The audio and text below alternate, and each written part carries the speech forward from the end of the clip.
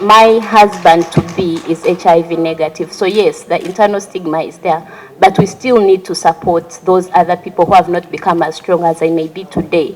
Abavubuka bakyagenda maaso n'okuwagana ekirwadde kya mukenenya baagala gavumenti yongere ku nsimbi zeewaayo mu kulwanyisa ekirwadde kino singa kafuba okukijjirawo ddala ow'emyaka 2-3 anaaba wagenda maaso. Kakati okwogera nadi balabiseko mu kakiiko ka Paalamenti aka Mukenenya akakulembera omubaka omukyala w'Enamisindwa Sarah Natayisire mu nsinkano eno balaze obwennyamivu lwaki ne gavumenti ez'ebitundu ziremeddwa okuteekayo ekitundu ekimu ku mbaliya ya disitulikiti ekyali kiteekeddwawo okulwanyisa obulwadde buno. Kiddiridde okusinkana abavubuka bano era ng'omwami Lilian Kihumuro yasinze okwewuunyisa ababaka batuuse okunnyonnyola nga bwe yazaalibwa n'ekirwadde kino kya mukenenya n'okutulugunyizibwa okumutuusibwako yeesanze ng'emirundi egiwerako agezezaako kwejjambula mu bwensi eno. And I had delayed to go to the metron to take medication. So when I came back from preps, evening preps, I found the metron in the corridor. And you know when you're coming back from evening preps and you're coming to the dorms, all students are still in the corridors. And she picked all my medication as it was and threw it into the corridor and said, "Since enakulwaza siriimu tonkoya." So I was just going to start my UNEB papers. I was going to sit the next day I was going to sit my first paper. And then when she said that, I was really traumatized. So I picked all my medications and went to the dormitory and swallowed many of them. I picked many of them and swallowed them. The next thing I remember waking up, I was in hospital.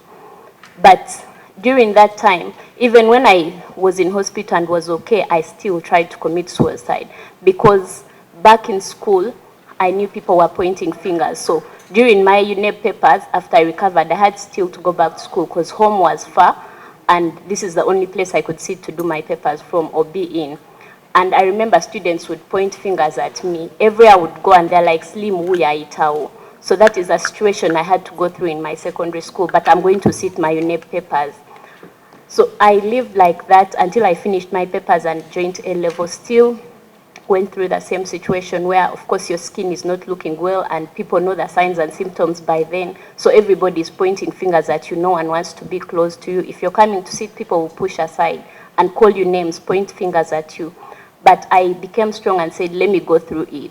So when I joined campus, it still reached a situation where even when people are not talking about you, when they are all looking at you and maybe talking and laughing, you'll always think they are talking about you. So I still had that internal stigma in me where I did not go close to people until I think it was 2018 when I first heard about UNIPA and joined the beauty pageant. I was not really open about my status, but then when I joined the beauty pageant, I became a bit stronger. It helped me accept myself as I am and opening up to people during even my dating, that I would tell somebody, you know what? Yes, you love me, but I'm HIV positive. So that's when my hardest part, it hit me the most. Yes, I had had all these situations, but it hit me the most. My first boyfriend, we were not yet intimate. But when we went on a date and since they told us, you know, with the criminalization that if you give somebody the infection or if you sleep with somebody and you know your status and you've not told them, you're doing wrong. So I remember we were in a simple restaurant and I told him, you know what? Yes, you've said you love me, but I'm HIV positive. He pretended he was okay with everything. So he called me back after some time saying, I want you to meet my friends. Because you're my girlfriend, I want you to meet them. So I came happily knowing he has accepted me and he wants me to meet these people. So when I reached, as they brought food and we sat down, the first thing he said, he stood up and said, "Muchimanyi, ono ye muwala gwe nali mbagamba, the one who wants to kill me, yoyo aina slim ayagala okunzita. You're in a restaurant with very many people and these are over 12 friends." So I felt bad, yes. I looked at him, but I did not want to break down in front of him because I wanted to pretend and act that I'm strong. I went back to my dormitory or my hall where I was sleeping and locked myself in the room for over 2 weeks, not going anywhere, not going out, just staying there. Until a friend of mine at campus came and talked to me and made me become strong. By then I was hearing about the pageant, but then I was not sure I could do it because I had lost all hope. I remember during that time I stopped going to school because I knew many people knew he was a fellow student at the campus. So later on, after joining UNIPA and all that, I became strong. I had people who talked to me, people who showed me they were going through the same situation as I am. And since then, yes, my life has become stronger. I'm now a mother of one. He's HIV positive, and my husband-to-be is HIV negative. So yes, the internal stigma is there, but we still need to support those other people who have not become as strong as I may be today to come out and be strong and know that there is life after HIV. Thank you. Okay. Thank you very much, Lilian. So, honorable members, you'll agree with me that when I ask you that we need to demonstrate. My name is Lilian Kihumuro, a young person, awangaala nakawuka kaleta mukenenya, maze nako emyaka 25 kati ngenda mu 26. Ndi maama w'omwana omu ali HIV negative ne taata we naye ali HIV negative.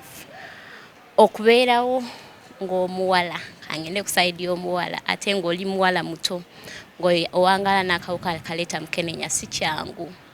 Kuva mu buto nga nkyali 3 or 4 years nayita mu mbeera y'okusosolwa okusooka gye nali mbeera abaali bankuuma bwe kwatandikira nti eswani gye nali ndiirako yange ekikopo kyange buli kimu kalube lugoye bwe bakusanga okutwerwa ku lwa muno bakukuba si just kukuba mpyo baki naye belt nga bakwata ekyekyuma bakukuba naye ekyokoze tomanyi nsonga ki gye bakukubira naye era bakukuba nentuuka nengenda mu secondary nenga numira eddagala kubanga nali simanyimira eddagala lyaki ndi mulamu naye baamiza eddagala so nenga nolimira nendwala nemba bubi nnyo ne bantestinga ne bangamba mwangaala nakawuka naye jjukira bwe budde bwe twali tuyina ennyimba eziraga nti siriimu kintu kibi nnyo bw'oba olina siriimu obanga yasalibwa omusango gw'okufa so ebyo ebirowoozo bye byandi mu bwongo ng'omwana omuto nemanya ekiddako kwe kufa so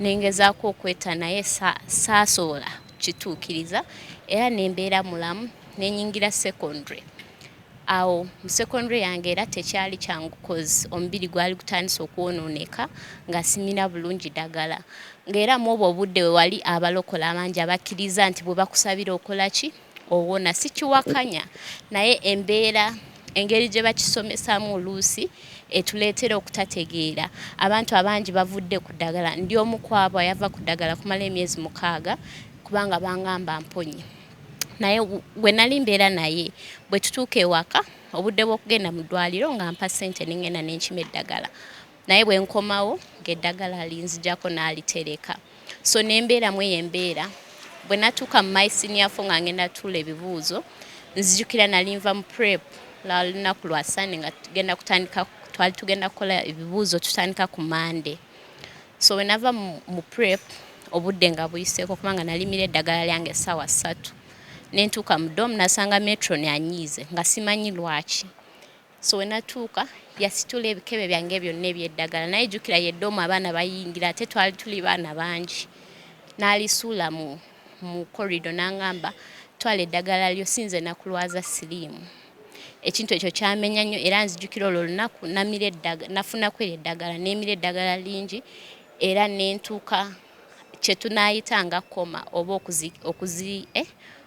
to faint okuzirika so ne bantuusa nazuuka nga ndi mu ddwaliro ne bangamba ki kye nali nkoze ng'eddagala Yesu balinzigyemu nga ndi mulamu naye era obulamu tebwasigala bwe bumu ku ssomero kubanga natandika okwetya abantu buli woyita buli omu akulaga akala oyo siriimu oyo ayitawo ng'abaana bonna baneewala ekirungi namala senior 4 nengenda mu A-level embeera nayo teyali nyangu kubanga era obubonero bwe bagamba bubonero bw'okulabirako omuntu alina siriimu nali mbuyina so era nayo teyali nyangu naye nempitamu nemala my A-level nenjoininga campus so ku campus we natandikira okudatinga and guy oba ngambe eyasooka gwe nafuna nemugamba kikyendi kubanga nali ntya okunsosola n'okusiiga kubanga omuntu watandika nga atuuse okwagala okgenda naawe mu nsonga z'omukwano oluusi otyamu n'ogamba kati bwemba ngenze nayo nemusiiga ku zino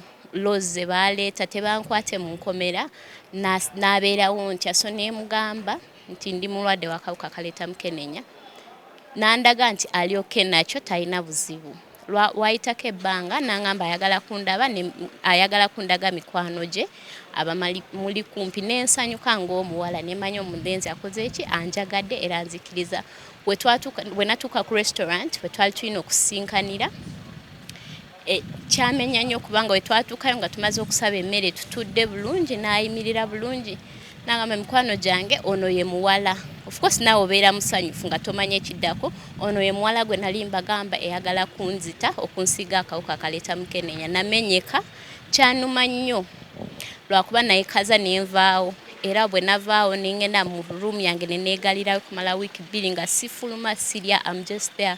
Okutuuka ku mukwano gwange omu ow'essomero we yanoonyaako n'ayogera nange n'enguma n'abeerawo nange naye obulamu nempulira kale neneekyawa mu bantu nga saagala beesembereza. I do not want to date, just nga neewala embeera y'okubeera n'abantu nga mbeera bw'omu.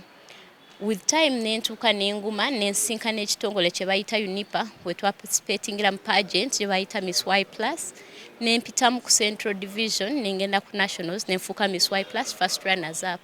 Okuva olwo n'enguma ng'omuwala ne bangumya. Of course bakusomesa n'ogenda ewalala n'osinkana abantu abalinga gwe oba bayise mu mbeera ng'eyo kubanga bw'obeera eyo oluusi oba olowooza oli wekka otya okugamba abantu abalala. Actually we navaawo ku olunaku ng'omulenzi amaze okunkola kye yankola neŋŋamba kati sigenda kuddamu kukola ki gamba abantu balala. Omulenzi bw'ajja nga njagala nja kwebaka naye bw'anaalwala yamanyi buli obulumi bwe nali mpitamu naye Mukama yanyamba ne sitakikola kubanga nali neebuuza okuva emabega nga mmira eddagala. Omuntu omulala we naamuyisamu eno embeera ey'okumira eddagala kinaaba kitya. So nayita